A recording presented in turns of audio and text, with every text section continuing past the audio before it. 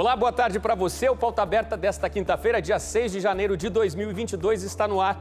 O ano começa e o país em alerta, com o avanço dos casos de Covid e a variante Ômicron. E medidas sendo tomadas às pressas na tentativa de conter o avanço do vírus. Tem mais cidade que vai ficar sem carnaval e a gente traz todos os detalhes no programa de hoje. A você de casa, sempre ligado aqui na programação da TV Evangelizar, muito obrigado pela sua companhia. Vamos juntos a partir de agora com os destaques desta quinta-feira. Protesto de auditores da Receita Federal para o trânsito na fronteira do Brasil com a Venezuela, em Roraima. São centenas de caminhões na estrada à espera da liberação e milhões de reais em mercadorias paradas que deixam de circular entre os dois países. Casos da variante Ômicron já passam da metade dos casos ativos no Brasil e disparam nas duas principais cidades brasileiras. A consequência disso, o carnaval já está cancelado em pelo menos 13 capitais brasileiras. Depois de receber alta, o presidente Bolsonaro está de volta a Brasília e vai fazer dieta determinada e orientada pelas equipes médicas. E a Rússia manda tropas numa tentativa de conter os violentos protestos que deixaram mortos e derrubaram o governo do Cazaquistão. Fique aqui ligadinho com a gente que o Pauta Aberta desta quinta-feira já começou.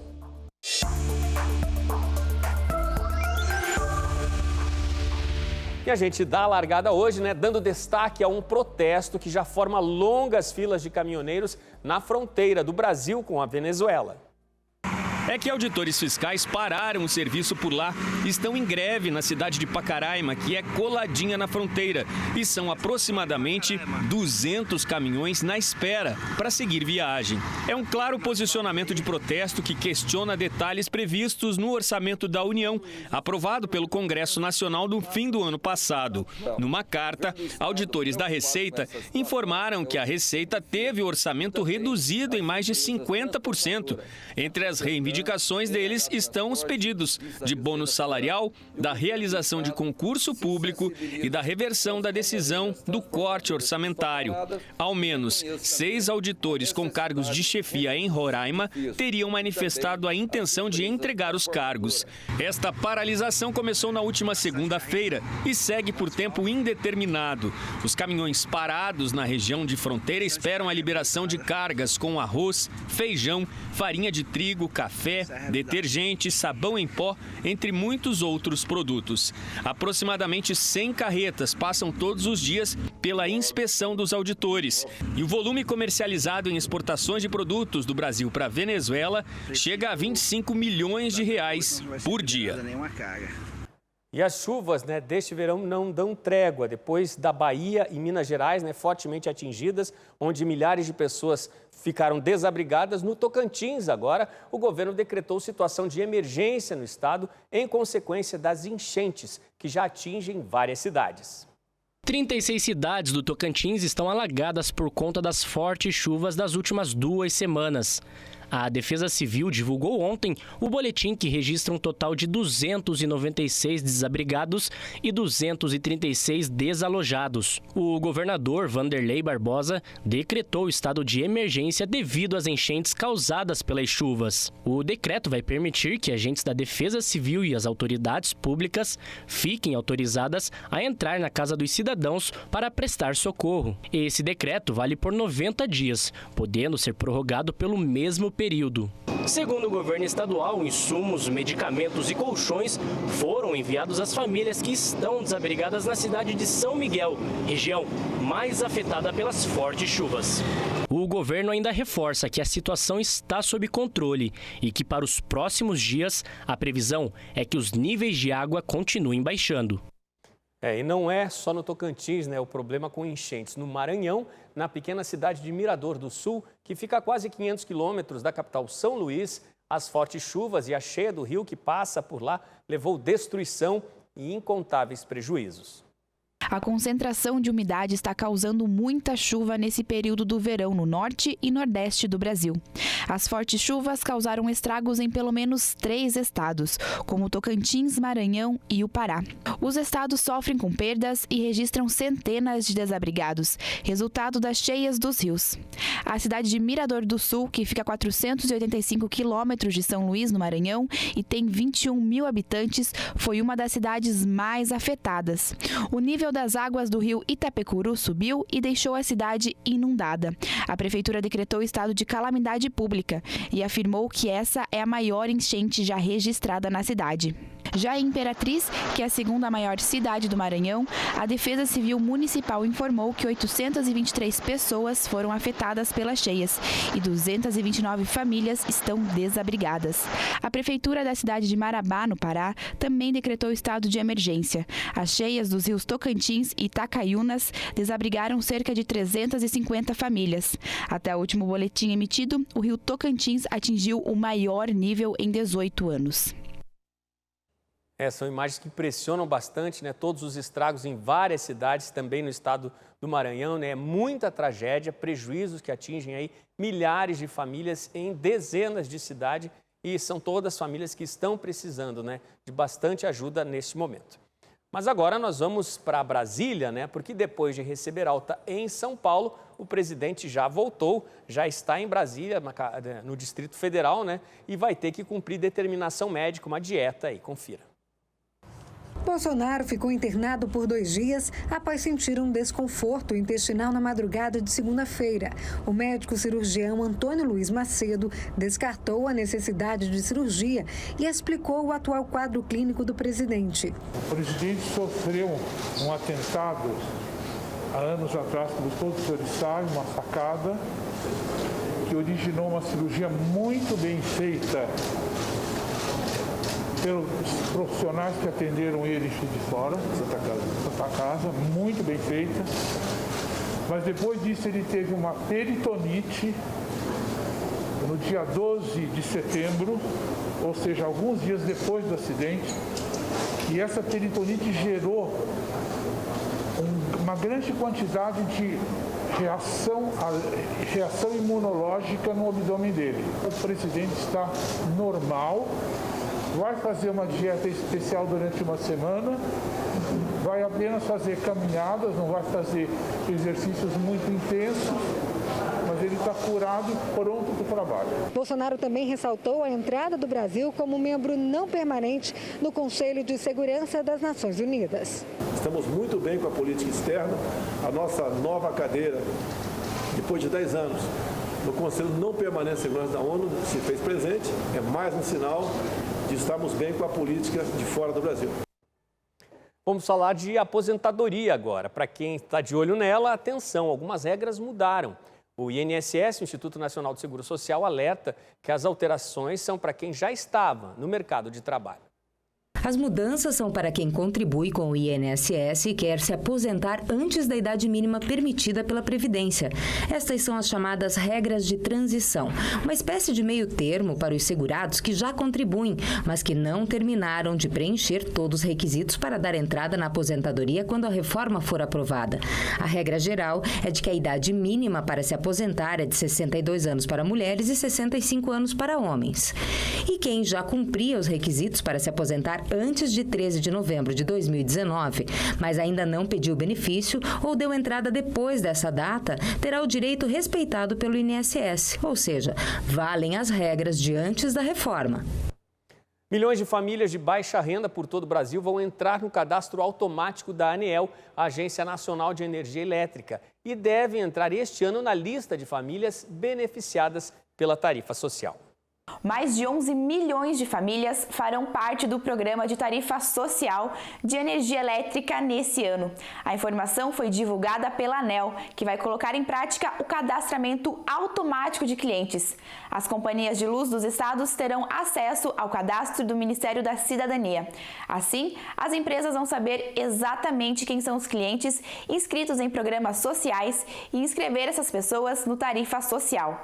É tudo automático, sem a necessidade necessidade do pedido do cliente. E segundo a ANEEL, todo mês novos cadastros serão inseridos. A tarifa social permite que famílias de baixa renda tenham descontos mensais na conta de luz.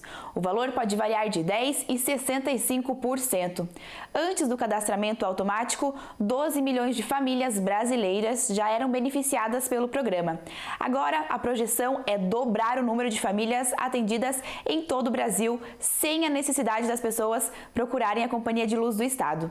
Um dos requisitos básicos para ter acesso à tarifa social é ter o número de cadastramento único, o CAD único. O desconto na conta de luz beneficia, por exemplo, brasileiros com renda inferior a meio salário mínimo, ou R$ 600 por mês. Ajuda importante, né, que chega a tantas milhares de famílias que tanto precisam, né, que tanta necessidade enfrenta.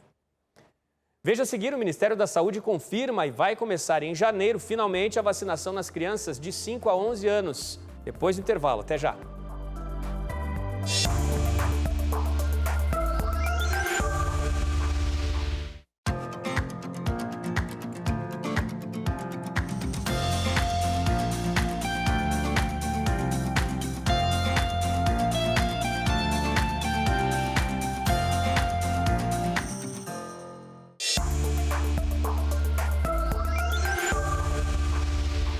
Pauta Aberta está de volta para esse segundo bloco. Vamos falar agora, né, sobre o avanço da pandemia. Essa disparada de casos de Covid-19 no Rio de Janeiro e em São Paulo deixou a saúde pública em alerta. Logo depois da virada do ano, aumentaram as contaminações e as internações dobraram em muitos hospitais particulares por todo o país. E 2022 começa complicado nas maiores capitais do Brasil. Os números assustam. No Rio de Janeiro, só nos últimos 20 dias, o registro de pessoas contaminadas aumentou 6.778%.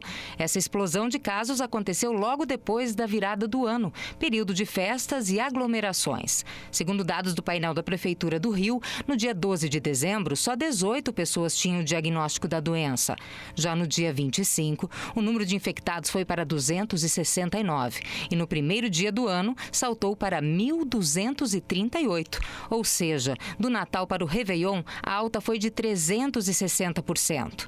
E em São Paulo foi registrada uma explosão de casos da nova variante Ômicron, onde o crescimento foi de 448% em um único dia. A capital paulista considera que a variante Ômicron já tem transmissão comunitária na cidade. A mesma situação ocorre no Rio de Janeiro e em Belo Horizonte. Dos 26 estados brasileiros, 11 já contam com casos da nova variante. E, segundo as autoridades, a vacinação contra a doença está sendo fundamental na diminuição de mortes nas estatísticas. E em outra frente, né, também na tentativa de controlar aí esse novo avanço da pandemia, finalmente vai começar agora no mês de janeiro a vacinação contra a Covid-19 nas crianças de 5 a 11 anos de idade. A Cláudia Vicentinha é quem traz todos os detalhes para a gente. Boa tarde, Cláudia. Olá, Odilon. Uma ótima tarde para você e para quem acompanha o Pauta Aberta. O ministro Marcelo Queiroga anunciou durante a coletiva de imprensa que as doses para a vacinação de crianças de 5 a 11 anos contra a Covid devem ser distribuídas aos municípios a partir de 14 de janeiro. Segundo ele, haverá um intervalo de 2 meses entre a primeira e a segunda dose para essa faixa etária e a vacinação vai acontecer de forma decrescente, ou seja, nessa ordem, de 10 a 11 anos, depois 8 a 9, em seguida 6 a 7 anos e finalmente as crianças de 5 anos. Mas haverá prioridade para grupos de crianças com deficiência permanente ou comorbidades e também para crianças que moram com pessoas que podem evoluir para quadros mais graves da Covid-19 e ainda indígenas e quilombolas.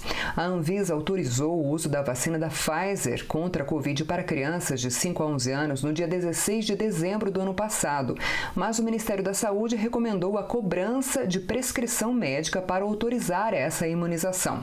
Para isso, realizou uma consulta pública, mas não teve respaldo da maioria da sociedade e de entidades ligadas à área da saúde. Então, a prescrição médica não é obrigatória, mas o ministro ressaltou que será preciso que a criança compareça ao local de vacinação acompanhada pelos pais ou responsáveis ou leve uma autorização por escrito. Então, em nome do Ministério da Saúde, eu quero me dirigir nesse momento, especialmente aos pais e mães dessa grande nação para dizer-lhes que todos aqueles que quiserem vacinar os seus filhos, o Ministério da Saúde vai garantir doses da vacina. E o Ministério da Saúde também cuidará para que as normas que foram sugeridas ou que foram recomendadas pela Agência Nacional de Vigilância Sanitária em relação à aplicação da vacina, elas sejam seguidas na ponta. A vacina da Pfizer é a única autorizada pela Anvisa para imunizar crianças no Brasil contra a Covid. De acordo com o governo, 20 milhões de doses, o que equivale ao número de crianças de 5 a 11 anos no país, devem estar disponíveis até o final do primeiro trimestre deste ano. Mas ainda este mês, segundo o Ministério da Saúde, o Brasil deve receber 3.740.000 doses, que então serão distribuídas entre os estados. Odilon. Bom, são milhões e milhões de pais e crianças, pelo Brasil na expectativa para que finalmente possam garantir a vacina aí às crianças. Um momento muito importante, na tentativa de vencer essa pandemia. E nessa batalha contra este novo avanço que vem com a variante Ômicron, mais 3 capitais brasileiras decidiram cancelar o carnaval de rua deste ano de 2022. Já são 13 as capitais no Brasil, que não terão o carnaval de rua. Os folhões vão ter que segurar um pouco nas fantasias. Confira só. São Luís, Maceió e Recife anunciaram o cancelamento do carnaval de rua este ano. Em Pernambuco, além da capital, Olinda também não vai ter a folia pelas ruas da cidade. Já em Salvador, nem carnaval de rua, nem a festa tradicional da lavagem das escadarias do Nosso Senhor do Bonfim. Em Belo Horizonte, o carnaval de rua foi liberado, mas o município não vai patrocinar a festa. E em São Paulo, o carnaval de rua também foi cancelado. A decisão de suspender as festividades foi tomada durante reunião da Prefeitura com a Vigilância Sanitária hoje pela manhã. E no esporte, o tenista Novak Djokovic, que viajou para a Austrália para participar do Australia Open, acabou passando uma vergonha mundial. Sem comprovar vacina, ele foi impedido de entrar no país e está fora do torneio. Novak Djokovic está fora do Australia Open 2022. O sérvio número 1 do mundo ficou por mais de 12 horas retido no aeroporto de Tullamarine, em Melbourne, depois que o governo local negou o visto de entrada para o tenista. Djoko, que terá que ir embora, não apresentou o comprovante de vacinação contra a Covid-19. O tenista tentou entrar no país usando uma liberação especial do Australia Open, por não ter sido vacinado. No entanto, o visto aplicado pelo sérvio não deu suporte à exceção de vacina por motivo médico. Mas os advogados de Djokovic ainda estão tentando reverter a situação. Olha, e pelo visto, gente, esse caso ainda vai dar muito o que falar, porque os advogados do tenista sérvio, conseguiram agendar uma audiência que é para a próxima segunda-feira, dia 10 de janeiro. Até lá, Djokovic, que é 9 vezes campeão do Aberto da Austrália, está num hotel, na cidade de Melbourne. E o torneio marcado para começar no dia 17 de janeiro. Mas certamente é um tenista que não dá um exemplo no mundo do esporte, principalmente. Bom, a gente segue com notícias internacionais, isso porque uma onda de protestos violentos deixou mortos e feridos no Cazaquistão. São dezenas de manifestantes e pelo menos 13 policiais já mortos nos confrontos, de acordo com as agências internacionais. E a força das manifestações derrubou o governo do país, que trocou lideranças e pede ajuda. Nesta quarta, Almaty, a maior cidade do país, voltou a ser palco de protestos. As manifestações começaram no domingo, após o aumento dos preços do gás liquefeito de petróleo. O GLP é amplamente usado como combustível no oeste do Cazaquistão. A polícia informou que mais de 200 pessoas foram detidas durante os atos. O Ministério do Interior anunciou que as detenções aconteceram por perturbação da ordem pública e que os manifestantes bloquearam estradas e tráfego. De acordo com a mesma fonte, pelo menos 95 policiais ficaram feridos. Manifestações não previamente autorizadas pelas autoridades são proibidas no Cazaquistão, uma antiga república soviética autoritária. A internet e as redes de telefonia móvel foram bloqueadas após manifestantes invadirem prédios do governo. Os protestos sem precedentes no Cazaquistão levaram o presidente Kassym-Jomart Tokayev a destituir o governo. Uma ordem postada no site presidencial diz que Tokayev aceitou a renúncia do gabinete do primeiro-ministro Askar Mamin. Até a formação de um novo, um governo interino foi estabelecido. Essas gangues terroristas são gangues internacionais. Receberam treinamento extensivo no exterior e seu ataque ao Cazaquistão deve ser visto como um ato de agressão. И их нападение на Казахстан можно рассматривать и нужно рассматривать как акт агрессии. O presidente também anunciou que apelou a uma aliança de segurança apoiada por Moscou para ajudar a conter as demonstrações. Essa é uma revolta, né, de parte da população muito assustadora, e esse pedido de ajuda feito pelo governo do Cazaquistão já está a caminho, né? Nesta quinta-feira, a Rússia e também países aliados na Organização do Tratado de Segurança Coletiva anunciaram que começam a enviar tropas para manter a paz no Cazaquistão. Rússia e aliados anunciaram nesta quinta-feira o envio do primeiro contingente de forças de paz para o Cazaquistão. A Força Coletiva de Manutenção de Paz da Organização do Tratado de Segurança Coletiva vai ficar no país por período limitado para estabilizar e normalizar a situação. Há dias, o Cazaquistão vem sendo varrido por protestos sem precedentes contra o aumento do preço do gás. A polícia do país da Ásia Central matou dezenas de manifestantes na madrugada dessa quinta-feira, quando tentavam invadir prédios administrativos no Cazaquistão. De acordo com a polícia local, uma operação antiterrorista está em andamento em um dos bairros de Almaty, capital econômica do país, onde os confrontos foram mais violentos. Já o Ministério do Interior do Cazaquistão, citado pela imprensa local, informou que pelo menos 8 membros das forças de segurança foram mortos e 317 ficaram feridos. Mas agências de notícias contradizem os dados oficiais e afirmam que há pelo menos 12 vítimas fatais e 353 feridos nos confrontos. De acordo com as agências internacionais, os números são mais altos mesmo, né? Mais policiais mortos e também mais pessoas, mais manifestantes mortos nesses confrontos violentos que acontecem no Cazaquistão. Bom, hoje, antes de a gente encerrar, né, trazemos notícias da família real britânica. É que chegou ao fim uma batalha judicial entre o periódico britânico Mail on Sunday e Meghan Markle, esposa do príncipe Harry, da Inglaterra. A atriz moveu uma ação contra o jornal inglês por violação de intimidade. A Associated Newspapers, editora do jornal, aceitou pagar a Meghan uma indenização de £1 por divulgar informação privada, além de uma quantia que não foi revelada por infringir direitos autorais de Meghan Markle.